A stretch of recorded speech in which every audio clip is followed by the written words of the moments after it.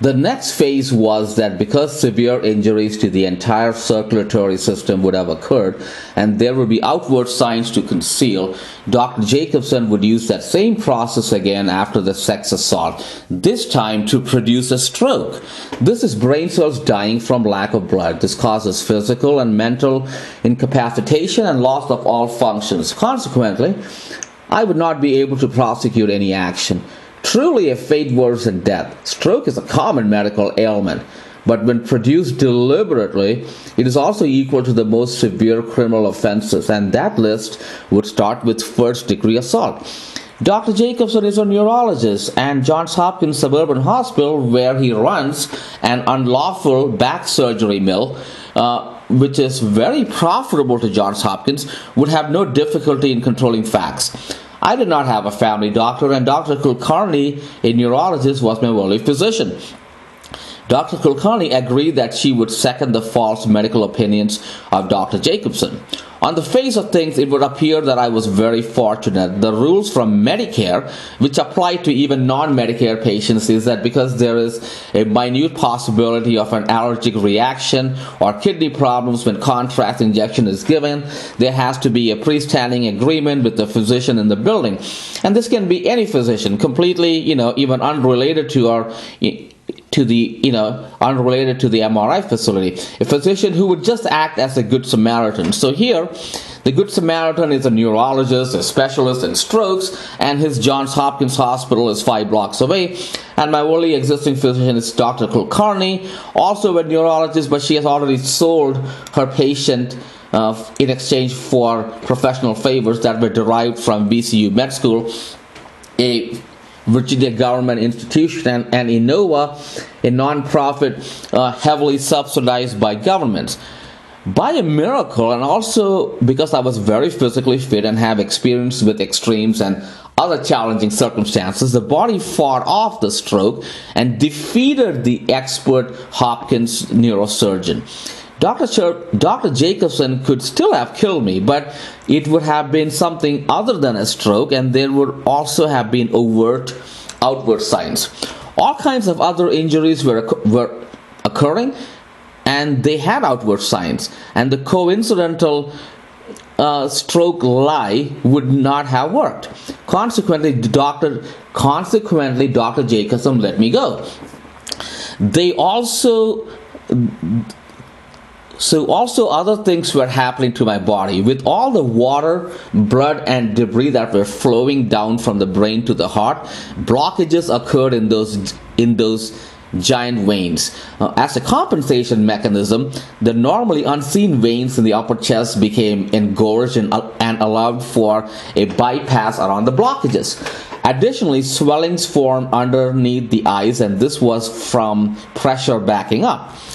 When water was flushed up into the brain via the arteries in the left arm, water was also being flushed backwards up to the exit of the heart and the aorta. These regions were also suffering injuries. With the stroke, the injuries would be limited to the brain, but now there is aorta injury, heart injuries, and central vein injuries. So anyway, the MRI has something like a black box. It documented much of the activities, including the facts that the initial injection had never failed. He just had a pretext for giving that unlawful second injection. So anyway, it took 9.5 minutes to set up the unlawful catheter and 1.5 minutes more to make the final preps and add the extension line. After the last set of images, there is 50 minutes that is unaccounted for. The whole process, which should have taken 40 minutes, took 2 hours. And now, nearly 3 years later, in December 2015, in a legally recorded phone call with Miss Miller, that receptionist from Capital Imaging, she repeatedly tells me to file malpractice action and complaints to the Physicians Board against all of them. The one thing that medical providers don't admit to is malpractice, but here, to get out of jail, they seek to say it is all about malpractice. Miss Miller's contact with me was to be limited to giving me a form to fill out, accepting my payment, and giving me a receipt. I did not suffer any injuries from those actions. When asked if Dr. Jacobson was a supervising physician, I substituted the word supervising, but what I was talking about is the Good Samaritan. And Miss Miller understood what it was. So she said she had to look it up because there are 5 physicians upstairs. I reminded her that I was talking about February 15, 2013. And then she hung up. So because she couldn't answer. So then because actually Dr. Jacobson was the only physician in that building for many years. It was only after his criminal offenses against me that he sold the Bethesda neurology practice to the Johns Hopkins health system, and the other Hopkins physicians came on board. Dr. Jacobson was also named the director of neurosurgery at the Hopkins-owned suburban hospital. This weasel and the Hopkins people appears to be sheltering, appears to be giving this guy shelter and protection under this giant healthcare entity.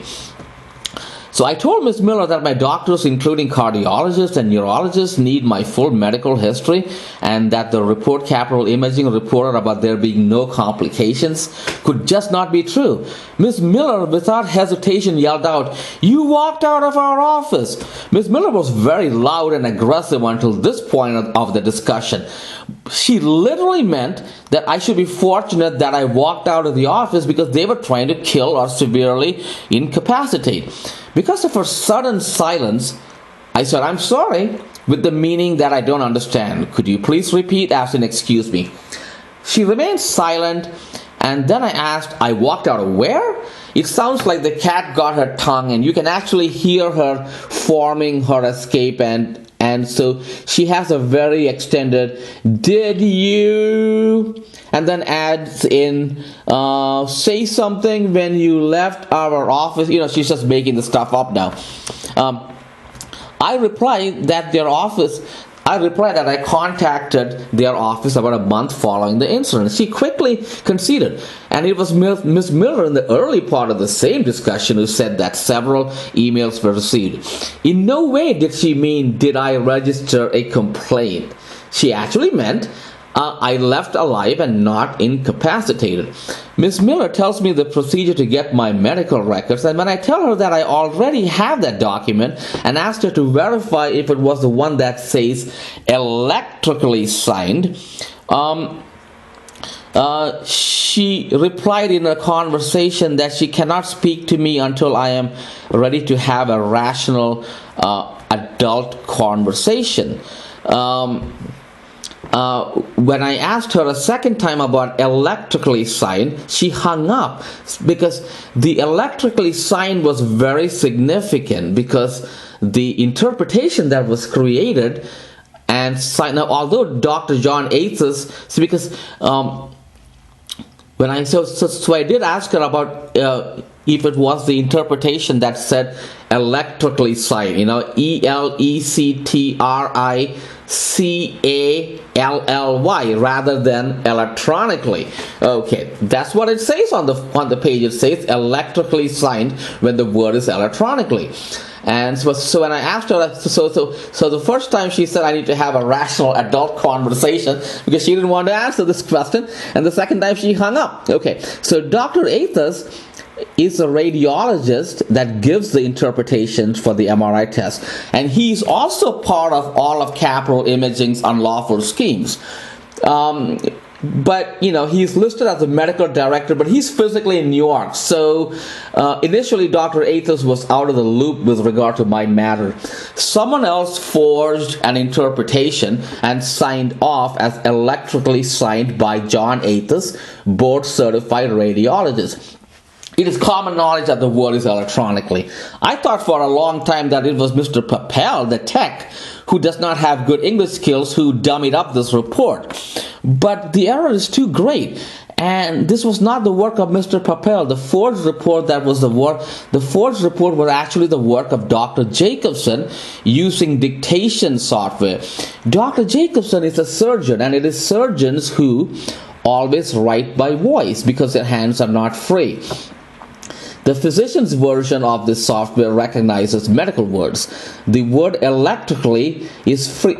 The word electrically, ending in CALLY, is frequently used, most frequently with the ECG or the EKG. But electronically is only a computer term and it's not part of the medical lexicon. Dr. Athos would have some password that, when given to a computer by writing or by voice, would imprint his template signature. But when Dr. Jacobson had to write in Dr. Athos's signature, he had to say it out loud. And if you know about Dr. Jacobson, he does his surgeries and stuff very fast, right? That's how he makes the money for himself and Johns Hopkins, where he does the surgeries very fast and injures patients along the way. And in the same way, it looks like he put together this bogus interpretation very fast, and he did not notice that there was this kind of a typographical error. But anyway, so after that happened, I really had some minor problems, and I was really seeing, the tip of the iceberg. So I went to see my doctor, Dr. Kulkarni, on March 26, 2013, and reported there have been some minor problems. And Innova uses the Epic software, which is a top-of-the-line software, and the report received from Capital Imaging was to be logged in, and the report placed in the appropriate electronic folder. Instead, the system showed that the login for the system showed that the test was not done. So the system said that my MRI test was not done and no report was received. And even the nurse who was trying to look for it could not find the report. But Dr. Kulkarni was able to dig it out from some miscellaneous folder. So what happened is, after that, they went and took this dummy report and they stuck it into my medical file somewhere, but it was not accessible to anyone else but Dr. Kulkarni, and it did not come in by the usual route. Okay, so anyway, so I liken the actions of Dr. Kulkarni with the captain of a commercial airliner who is in cahoots with the hijackers. Dr. Kulkarni, in the physical exam column, reported only a couple of sentences. It must be noted that throughout the report, statements are vague and not definite, except for this portion. It could be said that the brief statement hits a home run for Dr. Kulkarni's hijacker conspirators.